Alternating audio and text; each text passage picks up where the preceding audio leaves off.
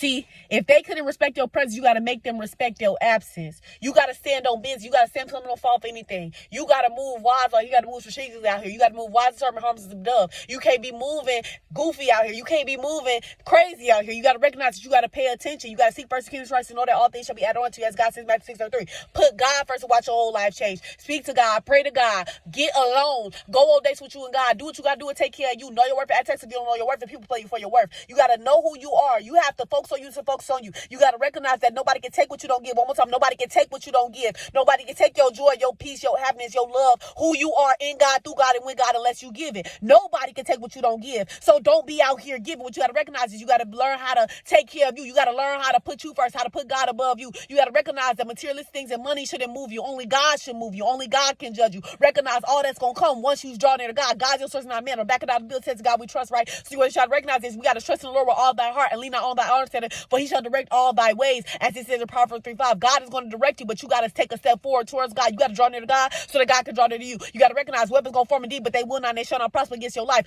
All things work together for the good of the Lord that are called according to his purpose. Romans 8:28. So recognize things don't happen to you, said they always happen for you. Everything always worked out in your favor because you are a child of God, because you are his queen, because you are his king, because you are the one for him as he is the one for you. You got to recognize that nobody can break you in God's relationship unless you allow it to. You and God are locked in like the plug to the socket. Nobody can break that unless you allow it to. It's all about what do you give. You got to learn how to be stingy and recognize that everybody's not you, that everybody ain't got the same mindset as you, that everybody ain't on what you want, that everybody ain't trying to go where you try to go. When you have a destination reach to the top, you got to fight to get to the top, and you cannot stop. You have to keep going. You have to know that nobody can take what you don't give. One more time, because you ain't hear me. I'm talking to somebody. This is your confirmation. This is your word that nobody can take what you don't give. So stand on business. Speak your truth and shame the devil. See, in the Bible, it says, when I speak, I am for peace. But when they speak, they are for war. You got to recognize it don't matter what people got going on. See, people can't recognize, people can't understand how you have peace within yourself in a world full of chaos. But what you got to see is the fact that nobody can take what you don't give. What you got to see is you have sight, weapon of peace on the inside of you. Peace, joy, love, happiness, and so much more.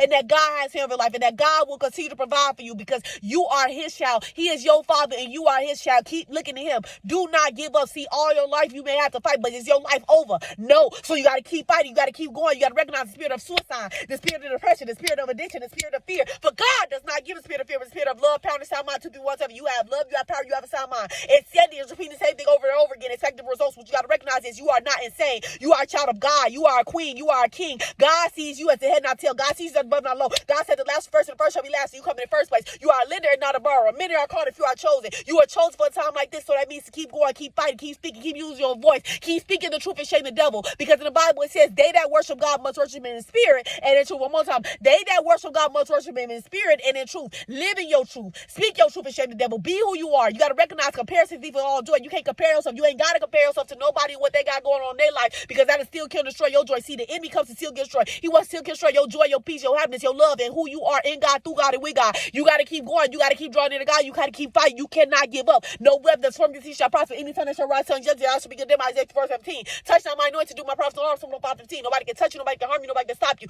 Nobody can touch you when you are covered by God. You got to recognize you are his and he is yours. For God does not give a spirit of fear, but a spirit of love, power, Psalm 2:1-7. In Romans 12:2 it says, be ye not conformed to today's world, but instead conformed to your mind. That means God elevate your life. God elevate your mental, physical, spiritual, emotional, and financial. In 1 Corinthians 15:33 it says, bad company corrupts good character. That means having the wrong company, having the wrong energy, having the wrong people, place, and things around you will not serve you. The only thing it will do is bring you down. You got to recognize that you cannot let your crown tilt, my queen, and you got to keep going. You got to keep fighting in Jesus' name.